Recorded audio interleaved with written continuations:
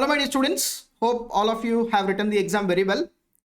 Now let us review the advanced accounting paper. First MCQs part. So this is the paper I am reviewing, sir. This is the code of the paper. Now part 1 MCQs, first case scenario 1, sir. Case scenario 1 they have given from buyback, sir. Even in my list of important topics I told you this is very important. Resource test, shares outstanding test, debt equity ratio test. So in this, what will be the equity share capital after buyback? The answer is 39 lakhs. Actually, see here, you need to apply 3 tests first. Resource test 14,500, shares outstanding test 11,250, debt equity ratio test 6,000 equity shares. So the first question is, what will be the equity share capital after buyback? Existing 45 minus 6 lakhs because of the buyback. So it will be 39 lakhs. Okay. Next. What is the maximum number of equity shares that can be bought back if the loan fund is 350 lakhs? See, if the loan fund is 350 lakhs, the buyback is nil because the existing equity is 174. The equity to be maintained is 175. So buyback is not permitted as per a debt equity ratio test. What is the maximum permissible number of equity shares that can be bought back if the loan fund is 300 lakhs? See, if the loan fund is 300 lakhs, then it will be 6,000 shares. See, here we need to frame two equations. So 300 lakhs is the existing debt, 150 we need to maintain, and 174 is the present equity. So how much maximum I can use for buyback? So by using simultaneous equation method, we need to work it out this. And we got 6,000 lakhs. And what will be the maximum number of shares that can be bought back as per Companies Act according to the decisions made on the basis of two questions, that is 6,000 shares. Now the fifth question, sir, they have tested from financial statements of company where any company has given a dividend from the past profits. So, you know, there are certain conditions to be satisfied. Here they have testing one condition, that is the maximum amount we can withdraw cannot exceed 1/10 of the paid up capital plus free reserves. So here the answer is 1/10 of the paid up capital plus free reserves. Next case scenario 2, they are testing from accounting standard 17 reportable segment concept. So I told you clearly, even in my 3/4 strategy also clearly mentioned that from AS 17 you need to cover reportable segment. Here segment asset, segment result, segment revenue, overall test, like this there are certain tests. So which would be the reportable segment on the basis of overall test? So on the basis of overall test, it is PQT. Overall test is 75% of the external revenue must be covered by the identifiable reportable segment. If not, we need to add some more segments. Now here, as per segment asset criteria, as per segment revenue test, PQT is the reportable segments. As per profitability test, it will be PQT. It will be as per the asset test, it will be PQ. Okay. You know how to find out the reportable segment as per the segment result criteria. First, add down all the segments having profits. So 22 plus 4 plus 3 plus 20 plus 1, it will be 50, or losses. 4, whichever is higher in absolute numbers, 50 on the 10%, 5. So any segment having 5 or more in absolute numbers, that will be reportable. So it will be P, Q as well as T. Okay. So very simple segment asset criteria. Next case scenario 3, sir. It's a combination of accounting standard 12 and 16. See, in this question, what are the first, as per AS 26 intangible asset, what is the correct treatment for 18 lakhs spent on publicity and research expenses? See, in this question, sir, this company has spent 18 lakhs for publicity and research of a new product. If you read AS 26, they said any advertisement cost cannot be capitalized as intangible asset. So immediately this 18 lakhs will be charged to P&L account. Next, what is the amount of net borrowing cost to be capitalized? Net borrowing cost to be capitalized is actually total borrowing cost is 5,50,000, which is the bank loan we have taken, right? 50 lakhs. And out of this, which is the qualifying assets, sir? Construction of factory building, purchase of machinery, advance for purchase of loading vehicles, and working capital are not qualifying asset. Therefore, out of 5,50,000, proportionate amount which we spent on the construction of the factory building, in proportion to that, 3,30,000 only will be capitalized. Here the assumption is that construction of the factory building is the qualifying asset. In March 2025, what will be the amount of deferred grant debited when the grant received 30 lakhs is refunded? Actually, see, we have received a government grant of 150 lakhs when in the year 2022. And Out of this government grant, 30 lakhs is used for purchase of machinery, which is refunded in March 2025. So that means, see here, 22, 23, 23, 24, 24, 25. 3 years are already over. You know, when the grant received, it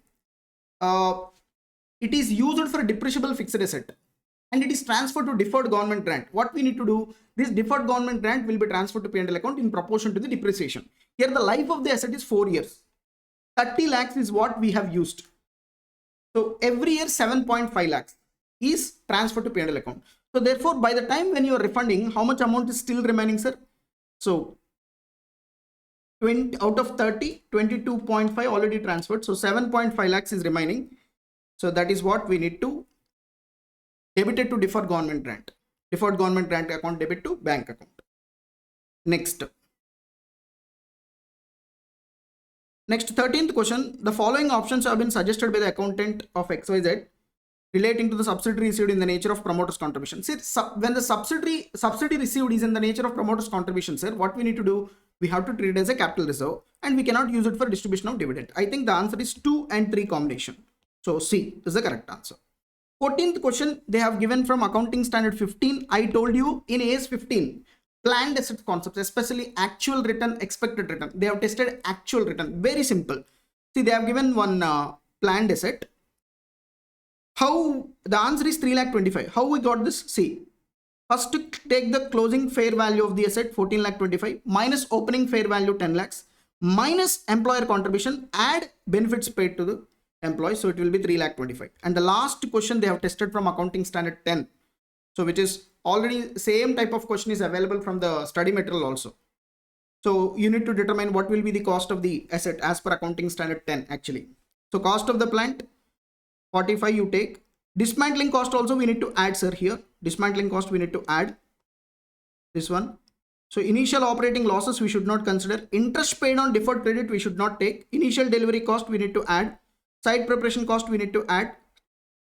So this is also consultancy fees also we need to add. So it will be 61,85,000. So this is the MCQ part.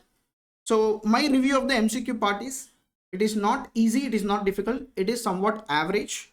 You need to apply yourselves. But the thing is that the important areas, whatever I told you, if you have prepared them very well, I think this will be very, very easy for you. Now coming to the descriptive part, sir. See, first part 2, accounting standard 22, same type of question is available, nothing great. Depreciation topic you need to see here. Calculate the current tax, deferred tax, assets and liabilities, tax expenses. And next accounting standard 2, inventory valuation, same type of question I have given in my most expected questions you need to solve. Also I have given this type of question. Here finished goods valuation is very, very important. On one question they have tested from AS 9. And financial statements of company, I'm repeatedly telling students. So format is very, very important as per schedule 3. Now this time you see they have asked a question. So for 14 marks, this question, they have tested so many, see this, money received against share warrant, deferred tax liabilities, so other long-term loans, and even your investment in debentures, goods in transit, calls in arrears, cash in hand, balance with banks, authorized capital, shares allotted other than cash, debentures issue, and that is other current liabilities, hypothecation of plant and machinery, short-term borrowings breakup, trade receivables more than 6 months, the bills. So many actually good points they have given here. Inventory includes loose tools, we need to separate them, of course, which they do not satisfy the PP definition, so therefore we need to keep them as inventory only. Claims against the company not acknowledged as debt, it's a contingent liability.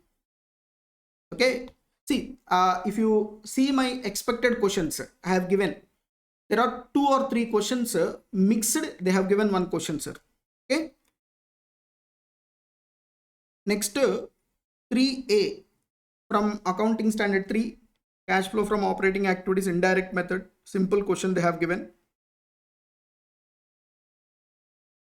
And see, AS 28, impairment loss. If you remember, sir, the list of important topics also I told you, AS 2028, no need to go in depth. I told you just see the basics, solve initial questions, sir. Initial 4 or 5 questions are there. Even if you solve those 4 or 5 questions, now, sir, you will get very good marks here. Just basics of impairment they have asked.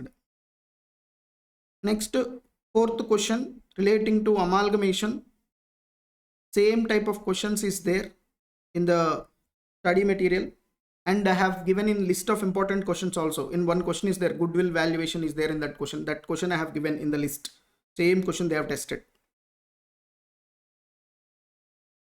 Next, consolidation, also very easy question only they have asked, sir. Nothing great.